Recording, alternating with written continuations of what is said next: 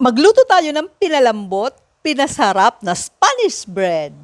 1 cup warm milk, 1 egg, 2 teaspoon instant yeast, 1/4 cup sugar. Mix natin hanggang ma-dissolve yung sugar. 3 cups bread flour, ibuhos na natin yung yeast mixture. Then mix natin 2 tablespoon margarine. I-mix na natin hanggang ma-absorb ng dough yung margarine. Pagkatapos, ininid natin siya ng at least 5 minutes hanggang maging soft and elastic, Pag elastic na yung dough, ilagay na natin siya sa bowl na mayroong oil, tapos cover and proof the dough for 1 hour. Sa filling, gagamit tayo ng 3/4 cup na flour, 3/4 cup na washed sugar or brown, and 1/2 cup margarine. Mix and set aside. After 1 hour, nagdouble na yung dough, so hihiwain na natin siya to 16 pieces. I-flat na natin ang dough gamit ang malinis na kamay, tapos ilagay na natin yung filling and then i-roll na natin, ganyan. Tapos i-seal mo yan para hindi bumuka pag binake. Lagyan na ng breadcrumbs. Second proofing, 20 minutes. After second proofing, i-bake na natin siya sa 180 degrees Celsius for 15 to 25 minutes only. Oh, tapos na! Kainan na!